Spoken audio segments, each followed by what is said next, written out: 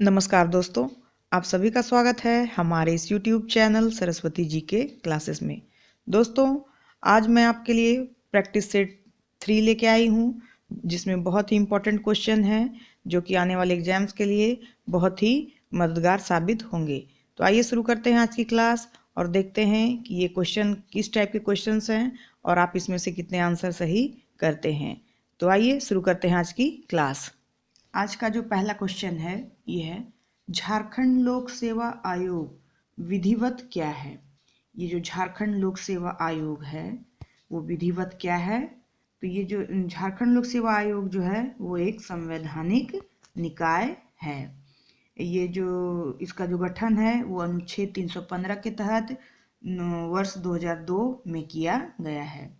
झारखंड लोक सेवा एक संवैधानिक निकाय है जिसका गठन अनुच्छेद 315 के तहत वर्ष 2002 में किया गया है। 2002 ईस्वी में इसका गठन किया गया है। नेक्स्ट है, निम्नलिखित स्थानों एवं उनसे संबंधित तथ्यों का मिलान कीजिए। तो यहाँ पे हमें मिलाना है कौन सा स्थान कौन सा जो मिलान है वो सही है। तो यहाँ हम देख लेते हैं। पहला है राजधानी, तो राजधानी है हमारी रांची। उपराजधानी, तो ये है उपराजधानी दुमका। औद्योगिक राजधानी, तो ये है जमशेदपुर। उच्च न्यायालय, तो ये है रांची। यानी कि ये मिलान बिल्कुल सही है। अब हम ऑप्शन में देखेंगे कि ये मिलान किस में दिया हुआ है। तो 1 का क, 2 का ख, 3 का ग और 4 का घ, यानी कि ये ऑप्शन बिल्कुल सही है। राजधानी रांची हो जाएगा और उपराजधानी दुमका, औद्योगिक राजधानी जमशेदपुर, उच्च न्यायालय रांची। नेक्स्ट क्वेश्चन है, झारखंड के किस जिले में पुलिस प्रशिक्षण केंद्र स्थापित है। ये क्वेश्चन थोड़ा सही साफ नहीं आया है, थोड़ा धुंधला आ गया, लेकिन मैं इसे रीड कर देती हूँ। झारखंड के किस जिले में पुलिस प्रशिक्षण केंद्र स्थापित है। तो झारखंड के हजारीबाग जिले में पुलिस प्रशिक्षण केंद्र जो है वो स्थापित है। और हजारीबाग जो है ये 4578 किलोमीटर क्षेत्र में फैला हुआ है और इस जिले का गठन जो है वो 1833 ईस्वी में हुआ है। हमें कुछ एक्स्ट्रा नॉलेज भी रखना चाहिए क्योंकि एग्जाम्स में कुछ भी पूछा जा सकता है। तो ये जो है हजारीबाग वो 4578 किलोमीटर क्षेत्र वाला एरिया है और इसका गठन 1833 ईस्वी में हुआ है। और ये जो हजारीबाग है इसका शाब्दिक अर्थ है हजारों बागों वाला क्षेत्र। नेक्स्ट है, निम्नलिखित में से भारत के किस राज्य को रत्नगर्भा राज्य कहा गया है। तो रत्नगर्भा कहा गया है किसे, झारखंड राज्य को। भारत के झारखंड को कहा गया है रत्नगर्भा। क्यों? क्योंकि झारखंड खनिज उत्पादन की दृष्टि से संपूर्ण भारत में सर्वोच्च स्थान पर है। इस कारण ही इसे रत्नगर्भा कहा जाता है।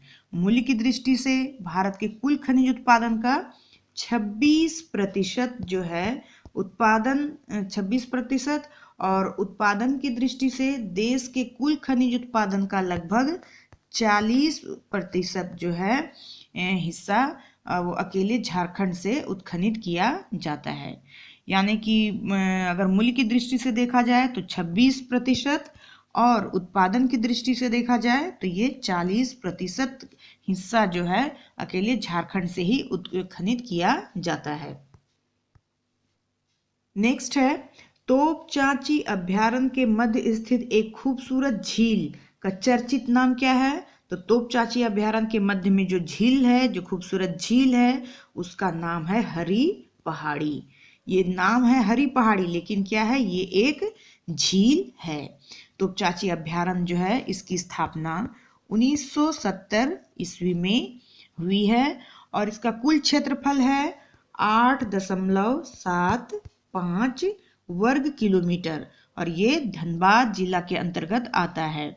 और इसी पहाड़ी क्षेत्र के मध्य में एक खूबसूरत झील है जिसे कि हरी पहाड़ी कहा जाता है। 1987 ईस्वी में कितने संगठनों को मिलाकर झारखंड समन्वय समिति का गठन किया गया है। तो ये जो 1987 में झारखंड समन्वय समिति का गठन किया गया था, इसमें 53 संगठनों को मिलाकर इस समिति का गठन किया गया था।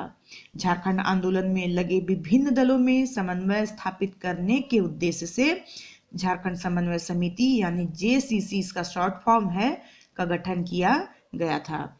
और जून 1987 में झारखंड समन्वय समिति का जो सम्मेलन हुआ था रामगढ़ में हुआ था। इस सम्मेलन में झारखंड क्षेत्र में कार्यरत 53 संगठनों जिसमें बुद्धिजीवी, श्रमिक, स्त्रियां, शिक्षक, छात्र सभी समुदाय के लोग जो हैं वो शामिल थे। तो इसका आंसर हो जाएगा 53 संगठनों को मिलाकर इस समिति का गठन किया गया था 1987 ईस्वी में। नेक्स्ट है झारखंड का कौन सा नेता दिसोम गुरु के नाम से जाना जाता है? तो ये हैं शिबू सोरेन। शिबू सोरेन को दिसोम गुरु के नाम से जाना जाता है। ये झारखंड आंदोलन के अग्रणी नेता, झामुमो के अध्यक्ष, लोकसभा सदस्य एवं पूर्व मुख्यमंत्री शिबू सोरेन झारखंड के वरिष्ठ राजनेता हैं। इनका जन्म 1942 ईस्वी में वर्तमान के रामगढ़ जिले के नेमरा गांव में हुआ था। इनके गांव का नाम है नेमरा जो कि रामगढ़ जिले के अंतर्गत आता है। और मूल नाम इनका था शिवचरण लाल मांझी तथा इन्हीं गुरुजी और दिसोम गुरु के नाम से भी जाना जाता है। नेक्स्ट है सिद्धू कान्हू का संबंध किस विद्रोह से था? तो ये सभी जानते हैं सिद्धू कान्हू का संबंध जो है वो संथाल विद्रोह से है। सिद्धू कान्हू का संबंध किस विद्रोह से है? तो संथाल विद्रोह से है।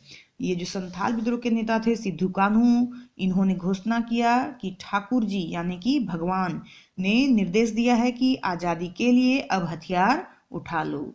इन्होंने 60,000 संथालों को एकत्रित किया और विद्रोह को हवा दिया।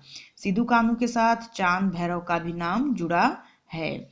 इस सिद्धू का जन्म 1815 ईस्वी में। सिद्धू का जन्म कब हुआ? तो 1815 में तथा कान्हू का जन्म 1820 ईस्वी में हुआ है। और इनके पिता का नाम था चुन्नी मांझी। पिता का नाम चुन्नी मांझी। और इनके गांव का नाम क्या था? तो इनके गांव का नाम था भगना डी। कहीं कहीं आपको भोगना डी भी लिखा मिलेगा। तो इतनी सारी जानकारियां जरूरी हैं सिद्धू कान्हू से तथा संथाल विद्रोह से संबंधित। नेक्स्ट है झारखंड में मनाया जाने वाला एक लोकप्रिय जनजातीय त्योहार कौन सा है? तो ये सभी जानते हैं ये त्योहार है सरहुल। यह जनजातियों का सबसे बड़ा पर्व है और जो प्रकृति से संबंधित है। यह चैत्र में शुक्ल पक्ष तृतीया, ये चैत्र माह के शुक्ल पक्ष तृतीया को मनाया जाता है। शुक्ल पक्ष तृतीया में मनाया जाने वाला पर्व है सरहुल। इस पर्व में साल वृक्ष की पूजा की जाती है। साल वृक्ष की पूजा की अहम भूमिका होती है इस सरहुल पर्व में। तो ये सभी बातें बहुत ही इंपॉर्टेंट हैं। नेक्स्ट है चैनपुर महल का निर्माण किस वंश के द्वारा कराया गया था? तो चैनपुर महल का जो निर्माण है वो चेर वंश के द्वारा किया गया था। चैनपुर जो महल है पलामू जिले के मुख्यालय मेदिनीनगर में कोयल नदी के तट पर स्थित है। इस महल का निर्माण चेर वंश के शासक दीवान पूरनमल जो थे उनके वंशजों द्वारा कराया गया था। नेक्स्ट है चेरोवंशीय शासक मेदिनी राय किस मुगल बादशाह के समकालीन थे? तो ये जो मेदिनी राय हैं चेरोवंशीय शासक ये औरंगजेब के समकालीन थे। नेक्स्ट है झारखंड के किस जिले में गौतम बुद्ध वन्यजीव अभयारण्य स्थित है? तो झारखंड के कोडरमा जिले में गौतम बुद्ध वन्यजीव अभयारण्य जो है वो स्थित है, जहां चीता और बाघ को संरक्षित किया गया है। नेक्स्ट है एशिया का सबसे बड़ा स्टील संयंत्र किसे माना जाता है? तो एशिया का सबसे बड़ा स्टील संयंत्र जो है वो माना जाता है किसे? तो ये जो जमशेदपुर में स्थित है टाटा स्टील संयंत्र इसे ही एशिया का सबसे बड़ा स्टील प्लांट माना जाता है। इसे इस्पात नगरी भी कहा जाता है, जिसकी स्थापना 1907 ईस्वी में की गई थी। नेक्स्ट है, भारत में सबसे बड़ा उर्वरक कारखाना कहाँ स्थित है? तो भारत में सबसे बड़ा उर्वरक कारखाना स्थित है कहाँ? तो ये सिंदरी में है। ये सिंदरी शहर जो है वो धनबाद से लगभग 30 किलोमीटर की दूरी पर बंगाल की सीमा के पास स्थित है। 1951 में स्थापित यह उर्वरक कारखाना न केवल भारत बल्कि एशिया का सबसे बड़ा कारखाना था। इसकी स्थापना कब हुई थी? 1951 ईस्वी में। नेक्स्ट है, आदिवासी लोगों के बीच बिरसा मुंडा को किस नाम से पुकारा जाता था?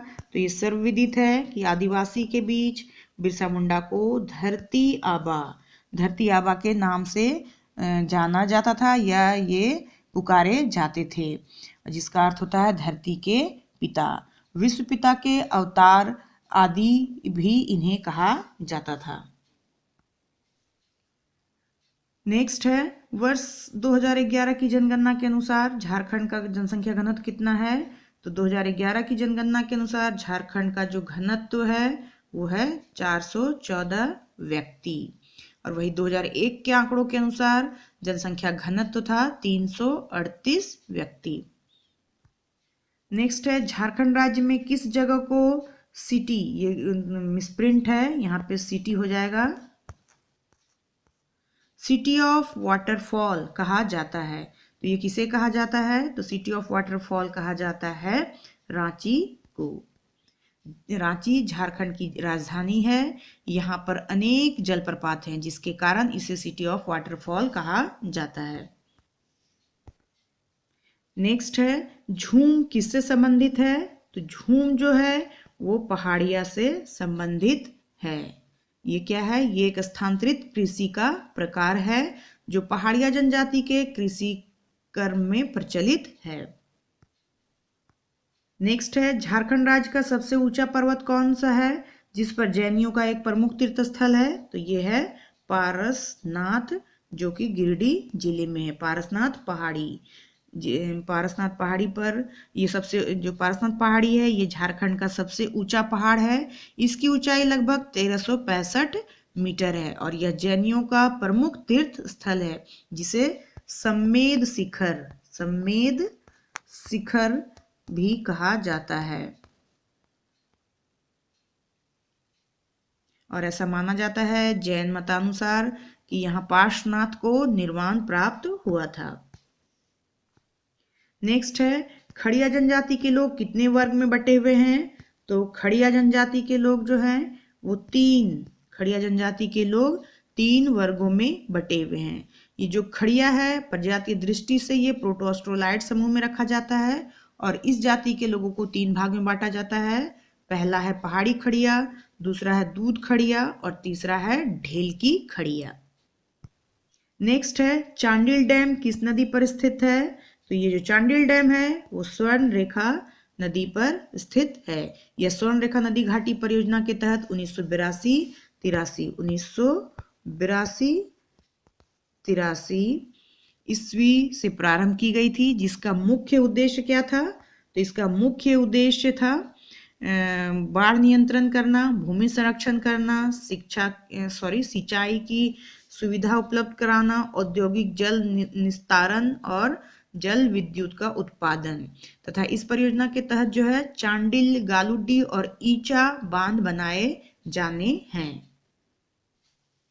नेक्स्ट है, किस अनुमंडलीय धारा के तहत किसी पहाड़ी गांव की परती या बंजर भूमि का बंदोबस्त गैर पहाड़ियों के साथ नहीं किया जा सकता?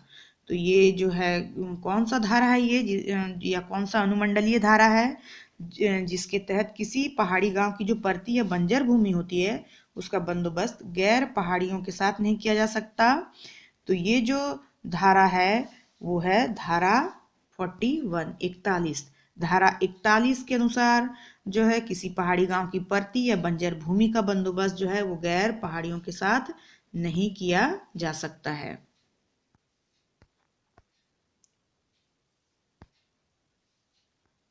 नेक्स्ट है संथाल परगना अधिनियम 1949 के तहत किस धारा के द्वारा डाक के माध्यम से लगान दिया जा सकता है। ये कौन सी धारा है संथाल परगना अधिनियम 1949 की, जिसमें डाक के द्वारा जो लगान है वो पे किया जा सकता है। तो ये कौन सी धारा है उन संथाल परगना की, तो ये संथाल परगना अधिनियम 1949 की धारा 45 है। धारा 45 के अनुसार है कि डाक के माध्यम से लगान दिया जा सकता है। नेक्स्ट है छोटा नागपुर काश्तकारी अधिनियम 1908 कि किस धारा के तहत अपील में निर्णय निर्धारित किया गया है। ये कौन सी धारा है छोटा नागपुर काश्तकारी अधिनियम 1908 की, जिसमें अपील में निर्णय निर्धारित किया गया है। तो ये कौन सी धारा है, तो ये जो धारा है वो है 223 धारा 223 छोटा नागपुर काश्तकारी अधिनियम का, जिसके तहत अपील में निर्णय निर्धारित किया गया है। बहुत ही इंपॉर्टेंट है 223 धारा 223। अब आता है हमारा आज का नेक्स्ट एंड लास्ट क्वेश्चन यानी कि 25वां क्वेश्चन। वर्ष 1952 के विधानसभा चुनाव में झारखंड पार्टी का चुनाव चिन्ह क्या था। तो वर्ष 1952 के विधानसभा चुनाव में झारखंड पार्टी का जो चुनाव चिन्ह था ये था मुर्गा छाप। मुर्गा छाप चुनाव चिन्ह था। वर्ष 1952 में अखंड बिहार के प्रथम विधानसभा चुनाव में जयपाल सिंह का जो था कुशल नेतृत्व होने की वजह से झारखंड पार्टी ने 33 विधानसभा क्षेत्रों पर विजय प्राप्त किया था और इसके मुख्य विपक्षी दल का रुतबा भी प्राप्त किया था और इसका चुनाव चिन्ह था मुर्गा छाप। मुर्गा इसका चुनाव चिन्ह था किसका, तो झारखंड पार्टी का 1952 के विधानसभा चुनाव में। तो ये थे आज के 25 क्वेश्चंस।